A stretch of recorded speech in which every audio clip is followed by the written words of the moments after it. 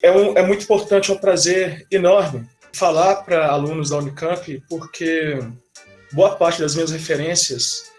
e dos estudos de pós-abolição, que é um conceito novo, sim, dos últimos 20 anos principalmente, a maior parte desses estudos saiu e as minhas referências saem daí. Boa parte dos trabalhos que eu li e que são referências para a minha tese saíram de pesquisas que aconteceram aí, de mestrandos e doutorandos das últimas 2 décadas, principalmente pessoas ligadas ao Secult, os trabalhos orientados pelo Chalub, pelo Stenis e outros professores daí. Sem sombra de dúvida, a Unicamp é um dos berços desses estudos do pós-abolição. Primeiro, aí, partindo da questão do trabalho, o caminho trilhado e a ser trilhado também para o campo da historiografia, do que representa e do que foi esse pós-abolição, é um caminho importante, necessário, um percurso a ser construído. Eu vou falar um pouquinho desse percurso, o que me levou ao problema, ao tema da tese. Quando eu estudei na UFMG, eu entrei na UFMG em 2000, essa discussão racial dentro daquele espaço universitário, ela era nula, ela não existiu sequer, a não ser no trato sobre a escravidão, que é um assunto já consolidado em boa parte da historiografia brasileira desde o século XX, início do século XX, só que sobre outros termos e tudo mais. Os lugares que começaram a tratar, então, desse período pós-abolição, pós-escravistas, foram a Unicamp, como eu falei para vocês, daí que saem esses primeiros trabalhos, que a gente chama de pós-abolição, e também a Universidade Federal do Fluminense, a UF, a partir do LABOI, que é o Laboratório de História Oral, dirigidos e coordenados pela Hebe Matos. Então, o conceito de pós-abolição, que é o que eu trabalho, que eu acho importante já situar, é um conceito bem recente no que diz respeito à historiografia. Quando eu apresentei a proposta de pesquisa do doutorado na UERJ, em 2014, a própria UERJ, que já era uma universidade consolidada no que diz respeito a cotas raciais, esse debate racial, as questões raciais, os estudos raciais no Brasil nos resume a cotas e ações afirmativas, há essa confusão a todo momento, mas elas são importantes, já falo por quê. Era um tema novo dentro da universidade também, dentro do Departamento de História, do Programa de Pós-Graduação da UERJ e de muitos outros programas Brasil afora. Então, é um tema recente. E eu ousei nomear ao longo desses 5 anos de pesquisa, por conta do doutorado de sanduíche que eu fiz nos Estados Unidos, de uma leitura de estudos pós-coloniais também que eu fui fazendo ao longo desse percurso, de nomear o que acabou sendo o fruto da minha pesquisa e que se transformou em tese defendida há 9 meses atrás, de uma história negra. E o que seria essa história negra? O que eu pensei e cheguei à conclusão que é uma história negra? É uma narrativa sobre o passado, escrita por homens e mulheres negros, que tem a questão da raça como ponto central e, originalmente, mas não unicamente, exclusivamente, direcionada para um público afrodescendente. Tentando fazer o quê? Tentando se contrapor a uma historiografia já canônica brasileira que vinha desde o século XIX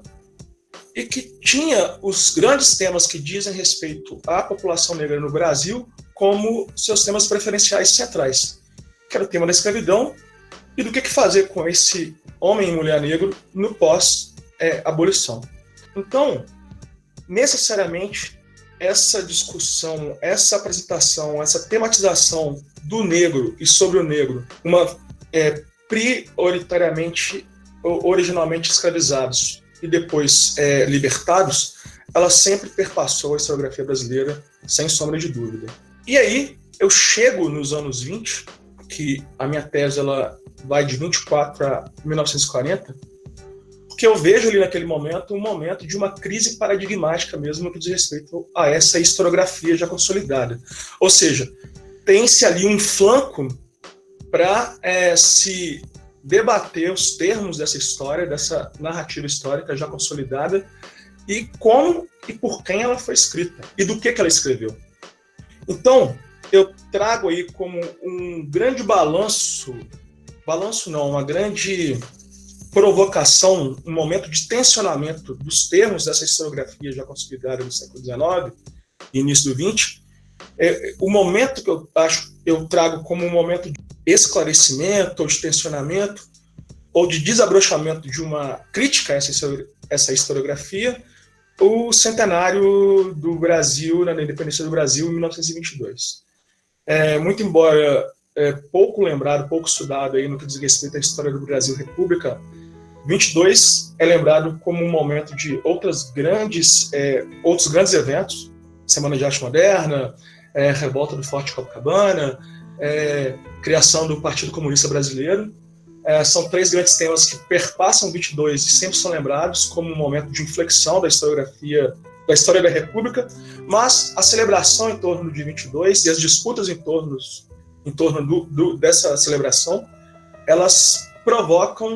criam um abalo no que diz respeito a essa historiografia. E aí eu chego aos personagens que eu tomo como esses escritores de uma história negra, que são os meus intelectuais que estão dentro do movimento negro. Porque eu percebo que os vários movimentos sociais, eles também vão disputar as narrativas em torno desse país, desse Brasil, nesse momento de celebração de 22, e entre esses movimentos sociais, o movimento negro também. A minha grande questão lá no início, meu grande problema, era se essa história que eu ia encontrar, ela poderia ser considerada uma história séria ou verossímil, e não se descambasse para o campo da ficção. E aí, meio que estimulado pelo debate historiográfico mesmo nas últimas décadas, já no tempo presente, a respeito da narrativa histórica. Mas aí, voltando para os anos 20 e 30, que é esse meu lugar que eu vou tratar dessa história negra, eu fui ao encontro de onde que estava publicada essa história negra. O que esses homens produziram, por que eles disputaram essa história, essa narrativa da história naquele momento, naquele contexto. Então, eu observo que é um período, então, esse período que vai dos anos 20 aos 30, como um período de inflexão e de uma crise paradigmática mesmo. Ela é uma crise mundial, a gente está vivendo um período pós-Primeira Guerra Mundial, em que há vários abalos em torno da crença aí nessa ciência, e inclusive isso acaba repercutindo na ciência histórica. Não é à toa que são nesses anos 20 que os análises nascem, né? Uma outra proposta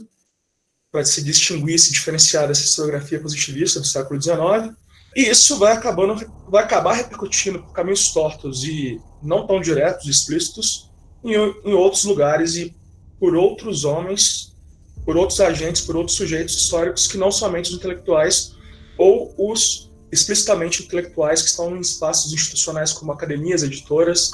e grandes redações de jornais. Eu vou ao encontro de uma fonte documental que para mim era uma novidade nesses anos 10,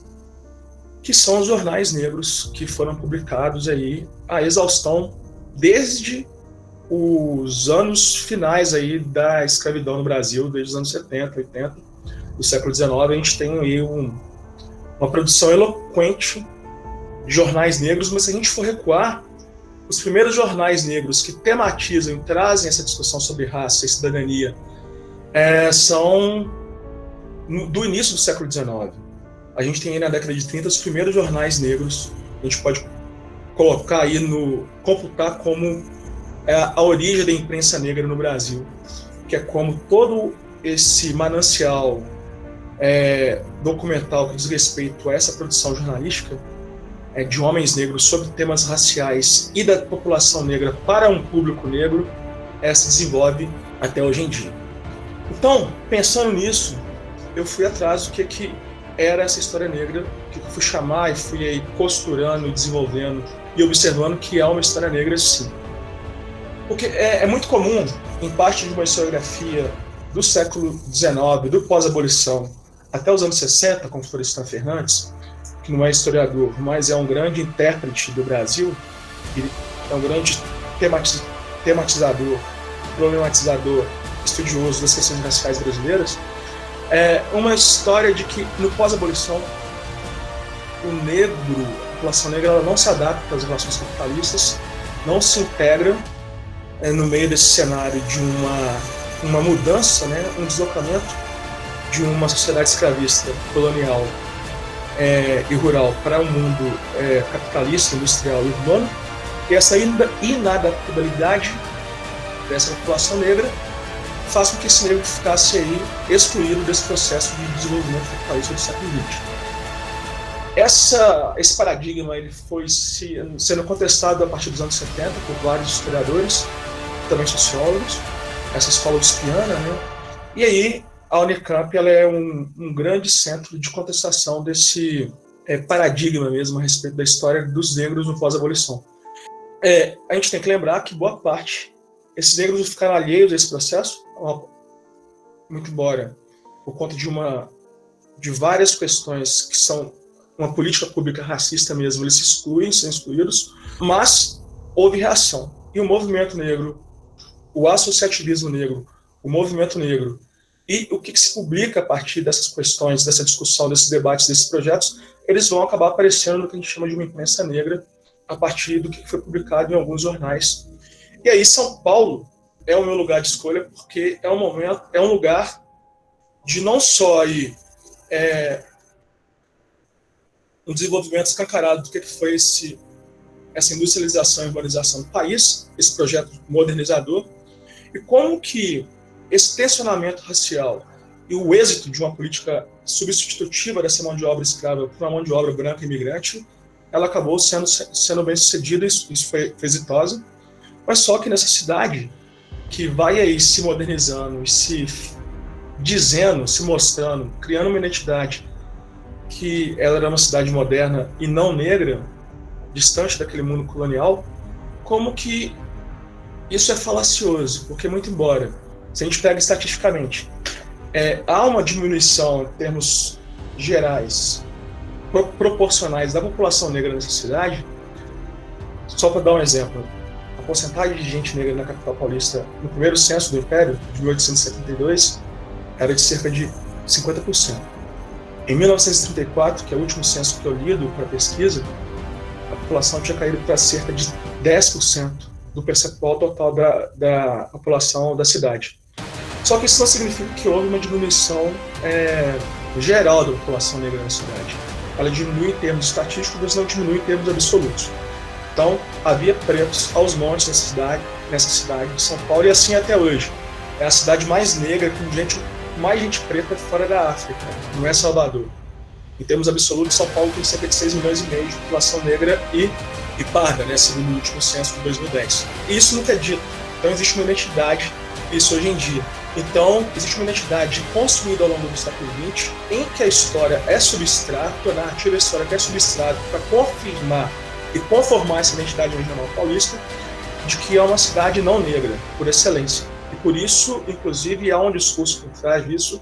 que a modernização, a industrialização, ela deu certo. Quando se coloca na conta dos imigrantes, dessa presença maciça de imigrantes, essa modernização exitosa da cidade. Só que nos anos 20 e 30, isso não está concluído, isso não está dito, explicitado, e a busca de uma identidade para a cidade ela está indo de escuta.